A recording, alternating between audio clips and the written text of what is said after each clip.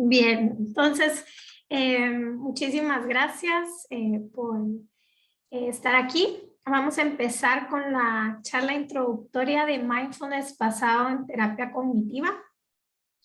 Esta charla es una charla introductoria un poco para saber acerca de dónde es que surge el programa de Mindfulness basado en terapia cognitiva. Vamos a hablar de la evidencia científica respaldando el programa. De dónde, digamos, cuáles son sus inicios de este programa y cómo se ha ido desarrollando. Y otra de las partes también es para conocer un poquito acerca de mi perfil y de dónde es de que me he entrenado y un poquito acerca de qué pueden esperar del programa. Vamos a ver un pantallazo un poco de las 8 semanas y también de cosas que pueden irse preparando para el curso que empieza el 1 de junio. ¿Sí? Entonces, como te había dicho, es un gusto estar aquí contigo. Mi nombre es Mariana de Marino. Soy psicóloga clínica con especialización en terapia cognitiva conductual. Tengo más de 10 años en experiencia.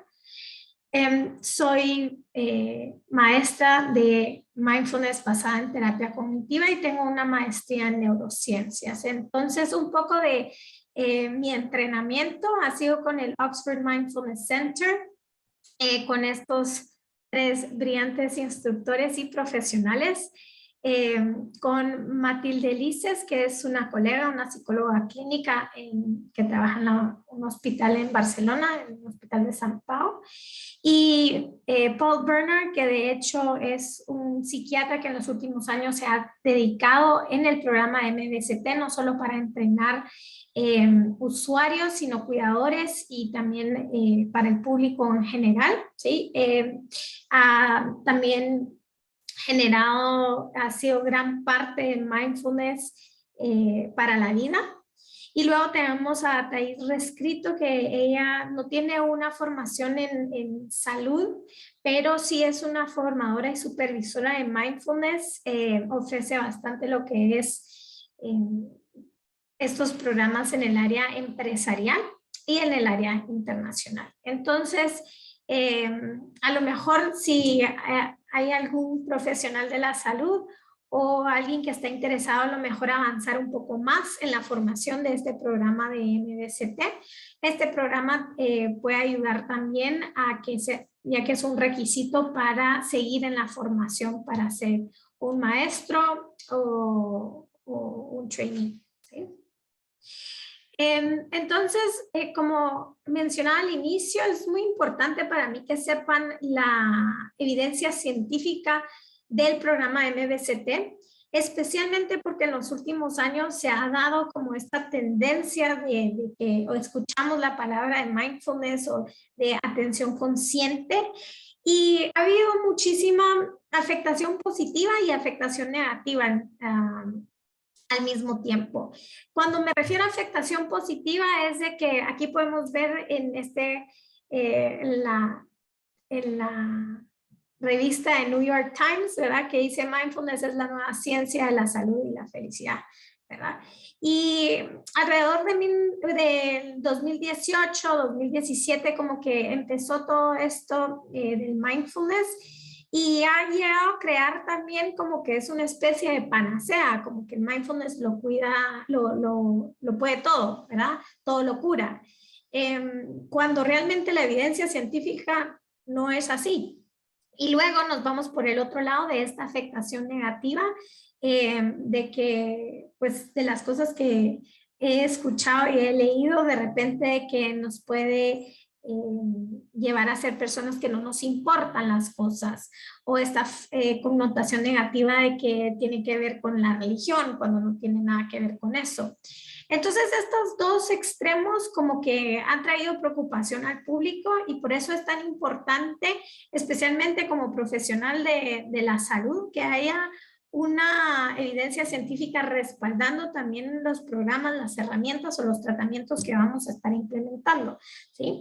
Entonces, parte de esta charla es eso, ¿verdad? Esa comunicación de la ética de de saber, ok, qué es lo que puedo esperar del programa MBCT 8 semanas y qué es que simplemente no me lo puede dar este programa, ¿verdad? Entonces, para esto es importante saber el origen de cómo surge este modelo, desde sus inicios y cómo se fue desarrollando. Entonces, el inicio de mindfulness basado en terapia cognitiva surge alrededor de los años 90 con la problemática y el problema clínico de la recurrencia que había en la depresión. ¿Sí? Y para esto hay que retroceder un poquito más en el tiempo. En los años 70 es cuando surge la terapia cognitiva conductual por Ellis y Aaron Beck. Se hace investigaciones exhaustivas tratando de llegar a un tratamiento eficaz para el trastorno depresivo, ¿sí? O los episodios depresivos. Que sabemos en la actualidad que la terapia cognitiva conductual es la terapia que una de las que mayormente son efectivas para el trastorno depresivo. Pero había un problema. Había una población dentro de los que recibían el tratamiento que al poco tiempo de recuperación volvían a recaer. Entonces aquí es donde surge, digamos,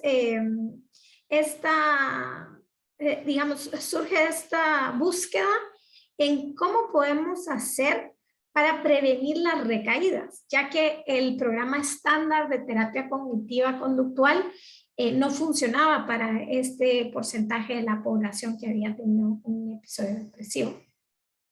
Entonces, estos tres académicos, Sindel Segal de Toronto y Mark Williams de la Universidad de Bangor y John Teasdale de Cambridge, empiezan a investigar en cómo pueden entrenar a personas a responder de una manera más adaptada a los primeros signos de la recaída, ¿sí?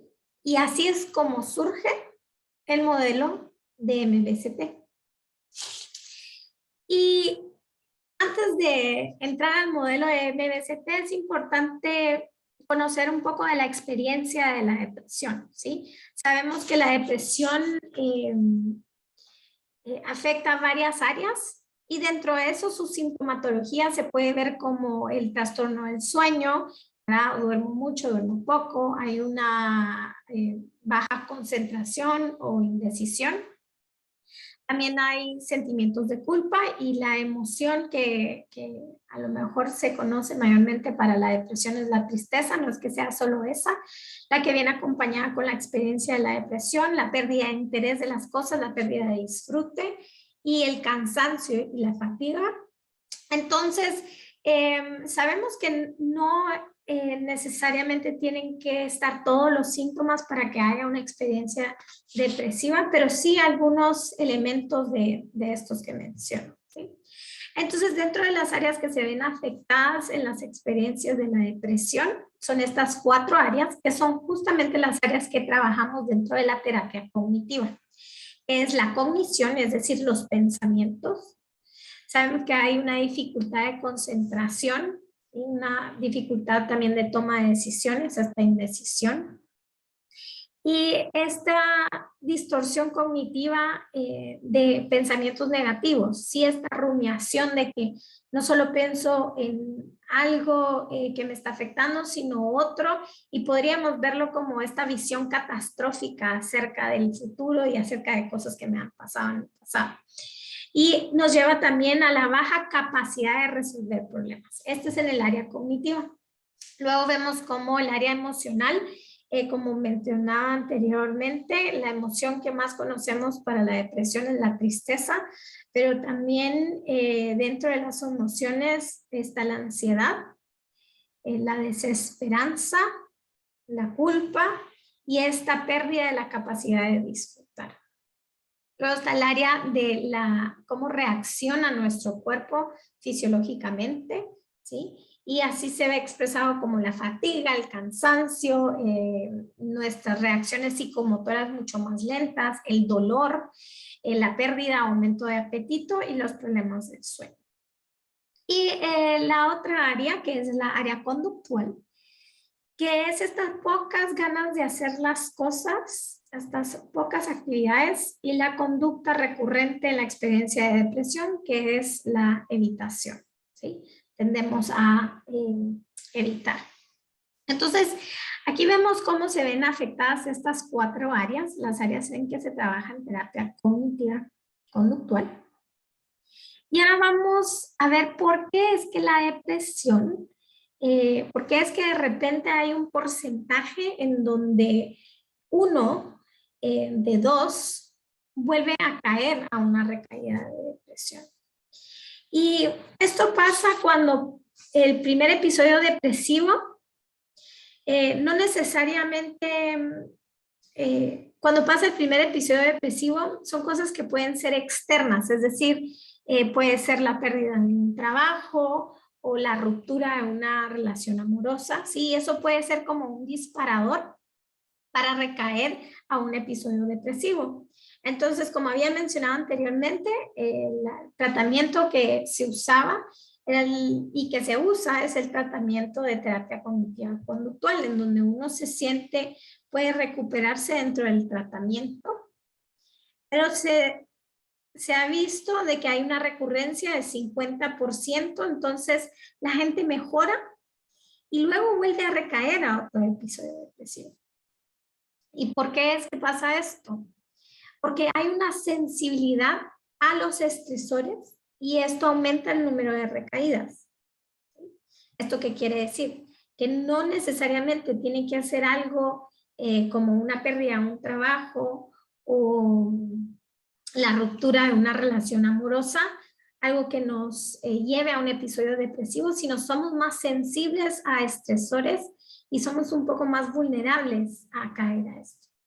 El 50% de esta población. Entonces, así es como se empieza a desarrollar el tratamiento para prevenir las recaídas. Como les había mencionado, 1 de cada 2 personas que han pasado por un episodio depresivo tienden a recaer. Entonces, esto es como una de las principales también objetivos de por qué se desarrolla el tratamiento. Pero otra es que hay un alto porcentaje de pacientes que no toleran la medicación. Sabemos cómo el tratamiento con farmacología hacen un muy buen tratamiento, pero a veces no perdura tampoco en el tiempo porque hay un porcentaje alto de pacientes que no quieren tomar la medicación por periodos largos. Entonces vuelve a haber una recaída, ¿sí? Entonces aquí es cuando estos 3 académicos se plantean esta pregunta de cómo podemos desarrollar un tratamiento psicológico que tenga efectos protectores y que nos ayude a prevenir recaídas futuras, ¿sí? Pero antes de eso, antes de poder llegar a desarrollar ese tratamiento, es importante hacerse la pregunta, ¿cómo se genera? ¿Sí? ¿Qué mantiene la vulnerabilidad para que hayan recaídas? ¿Verdad? Esto es, digamos, una de las primeras preguntas a resolver para poder desarrollar el tratamiento. Entonces, como habíamos visto, las áreas que se ven afectadas en la expresión de la depresión son el pensamiento, la emoción, la conducta y las sensaciones físicas. Pero ¿qué otro proceso psicológico pasará en la depresión y de la recaída? A lo mejor puede ser de que la terapia cognitiva estándar pues no esté enfocada en esto. Y es la reactividad cognitiva. ¿Esto qué quiere decir? ¿Sí? Vamos a ver un ejemplo más adelante, pero esto quiere decir que las personas que han tenido un episodio depresivo en el pasado, con un mínimo descenso de su estado de ánimo, se reactivan estos patrones habituales automáticos de estos pensamientos una y otra vez, que se llama la rumiación. ¿Sí? Y la evitación de experiencias. Como les había mencionado, una de las conductas predominantes en el episodio depresivo es el evitar, ¿verdad? Y a esto se le llama reactividad cognitiva. Cómo se forma una relación entre mi episodio depresivo con mi relación de los factores de pensamiento. ¿Sí? Y para que me entiendan un poquito más, vamos a ver este ejemplo. Imaginémonos que en el presente Juan recibe un mensaje de María, una chica con la que ha salido un par de veces y anula la cita que tenían el viernes, ¿sí? Y le dice, ya te llamaré para volver a quedar. Entonces viene Juan y empieza a pensar en otra vez alguien me quedó mal, otra vez alguien me anuló la cita y empieza otra vez a recordar en todas esas ocasiones en donde se sintió rechazado y en donde las citas ya no continuaban. Pero no solo pasa eso, sino que en ese momento Juan se va al futuro y empieza a pensar de que se está envejeciendo, se pregunta que qué sentido tiene seguir intentando y saliendo con alguna chica. Y en eso empieza a pensar, ¿será que le debo de responder? ¿Será que le respondo? No sé ni qué decirle, ¿sí? Y es donde vemos la indecisión. Entonces, esto es un poco el procesamiento que se ve en la expresión depresiva, ¿sí? Entonces, aquí es donde surge, ¿verdad? ¿Cómo es que podemos evitar que pase esto? ¿Sí? Vemos cómo hay un estresor, como en el caso de Juan, que no necesariamente fue un estresor sumamente fuerte, pero el hecho que le hayan rechazado la cita lo hizo recordar en las veces anteriores en que se ha sentido rechazado y luego a irse a pensar de que por qué debería de seguir intentándolo si no tiene sentido. Y nos damos cuenta cómo se va él en este embudo y esta activación de los pensamientos negativos se empiezan a detonar, ¿sí? Entonces empiezan a rumiar y no solo se queda ahí, sino luego empieza la conducta de evitación, ya no le responde a la chica, entonces la chica tampoco le habla a él, entonces empieza a creer de que es culpa de él porque no le habló y empieza esta culpa, a lo mejor luego se siente cansado y fatigado, de tanta indecisión y de tanta rumiación, ¿sí? Entonces, así es como sigue el pensamiento y este es el proceso que sucede cuando existen estas recaídas, ¿sí? O en un primer episodio depresivo. Entonces, MBCT plantea el darse cuenta, ¿sí? Como a la hora que haya un estresor, me sirve el darme cuenta cuál es mi patrón de pensamiento y rumiación y detenerlos. Entonces, aquí es donde nos podemos hacer la pregunta de cómo puede ayudarnos el mindfulness en esta área. Y existen muchísimas definiciones de mindfulness. Creo que esta es una de las que pues, más me gustan a mí y creo que nos ayuda a entender un poco más por qué es que el programa de 8 semanas de MBCT se desarrolla. Y es que mindfulness es la conciencia que surge al prestar atención a propósito en el momento presente y sin juzgar las cosas tal y como son. ¿Sí? Entonces, si nos damos cuenta aquí, ¿no? El prestar atención a propósito, el darnos cuenta, ¿no? Para detener estos patrones de pensamiento en el momento presente y que lleva esta actitud de sin juzgar las cosas tal y como son.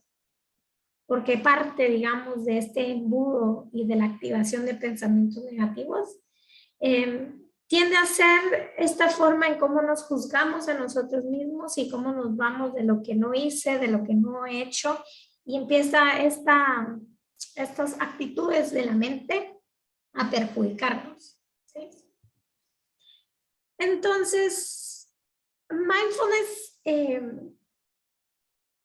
en sus inicios, una de las cosas que a donde nos lleva, digamos, a la hora de estar haciendo las prácticas, es a la investigación, a investigar un poco cómo es que funciona mi mente. Y esto a veces nos lleva a darnos mucha energía, mucha valentía y coraje y alegría. Y luego nos vamos dando cuenta también cómo nos proporciona calma y nos proporciona una unificación, es decir, una unificación entre cómo me siento, cómo me estoy sintiendo y qué está pasando en mi mente, y darme cuenta que, digamos, estas dos cosas no necesariamente tienen que ser así. Y luego surge esta ecuanimidad, ¿sí? Este equilibrio dentro de lo que se trabaja con el mindfulness. Entonces,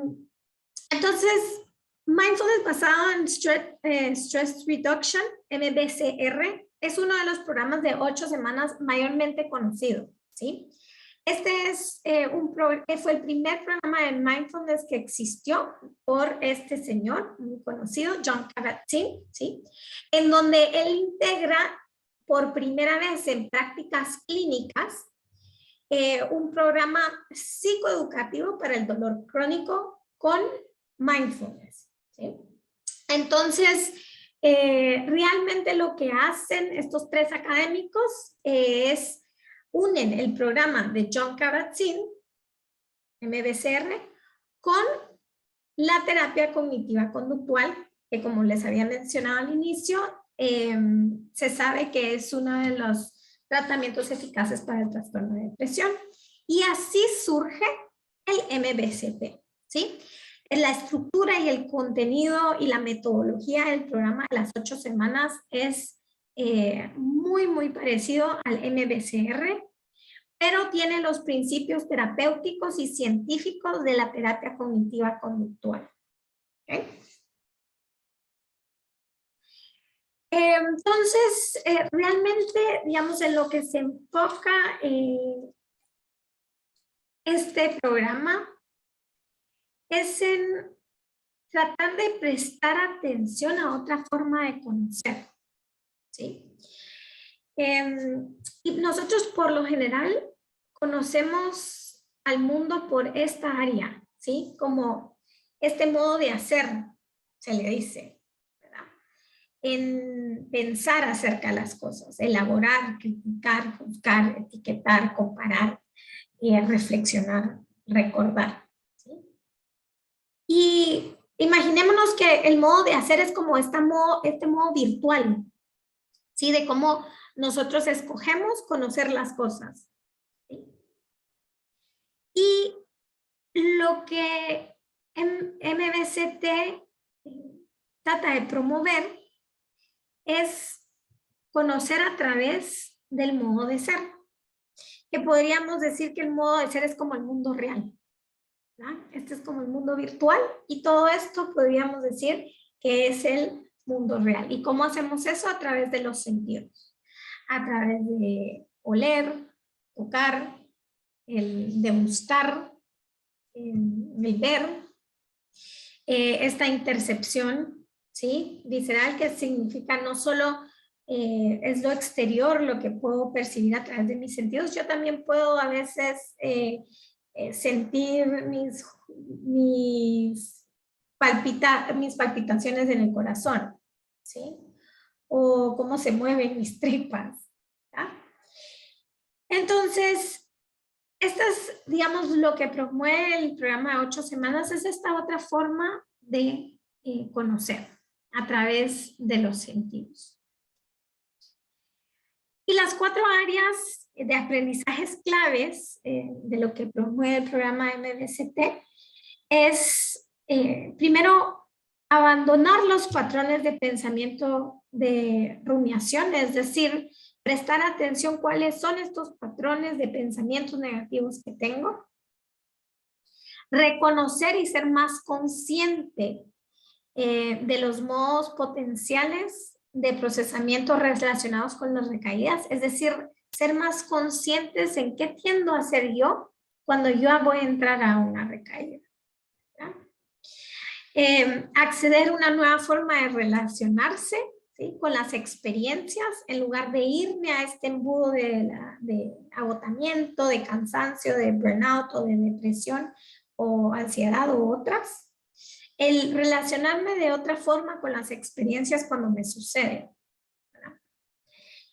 Orientarnos hacia los aspectos de la experiencia y tratarlos de una manera compasiva.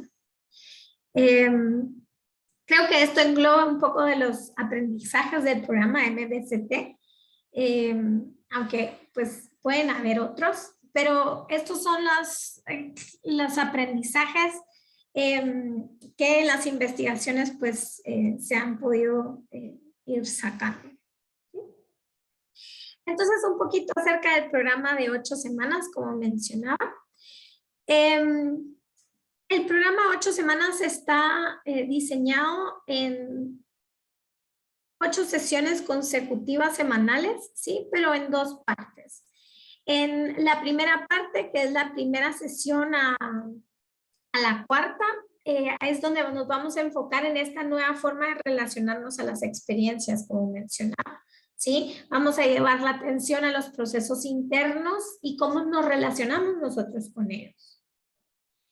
Y en la segunda parte vamos a estar aplicando los nuevos aprendizajes en nuestra vida cotidiana.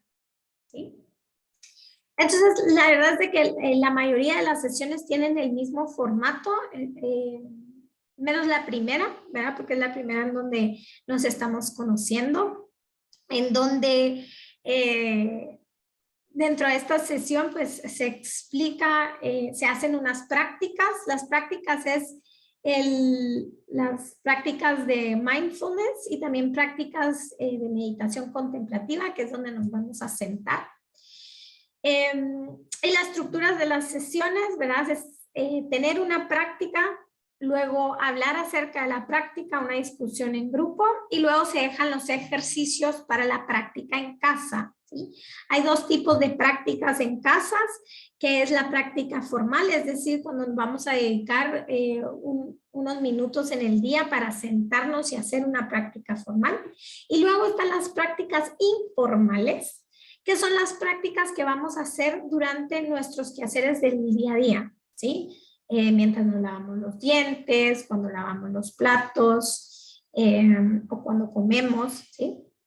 Y dentro de las prácticas de casa también van a haber ejercicios y registros que van enfocados al área de terapia cognitiva conductual. Dentro del día 6 y 7 hay un día de práctica y este es el día sábado. Va a ser un sábado de media mañana, en donde vamos a aplicar los aprendizajes que hemos ido llevando durante las 6 semanas en ese momento y las vamos a integrar en un mediodía de silencio de 8 de la mañana a las 12. ¿Sí? Entonces, regresando un poco a la evidencia del programa, este es el primer artículo que se sacó en el 2000, en donde es la prevención de recaídas en episodio depresivo mayor, que tiene, ¿cómo se llama? Basado en terapia cognitiva conductual. Y luego de eso, si se dan cuenta, aquí creo que empieza el artículo en los 90, pero nos podemos dar cuenta cómo han salido solo en el 2019, 2.450 artículos acerca de la evidencia y papers de mindfulness en áreas clínicas, ¿sí? Entonces, creo que esto es muy importante. Como les mencionaba al inicio, a veces puede verse como que es la cura de todo. Realmente, digamos, viendo la evidencia y lo que se ha investigado en el MBCT, ayuda a estos patrones de recurrencia, ¿verdad? Ayuda en otras áreas también, pero tampoco es la cura de absolutamente todo, ¿verdad? El resumen de la evidencia es que el MBCT reduce significativamente el riesgo de recaídas en depresión a comparación de un tratamiento habitual. Es igual de eficaz que el tratamiento con antidepresivos. Es igual de eficaz en pacientes de distintos sexos, de edad, de educación y estado civil.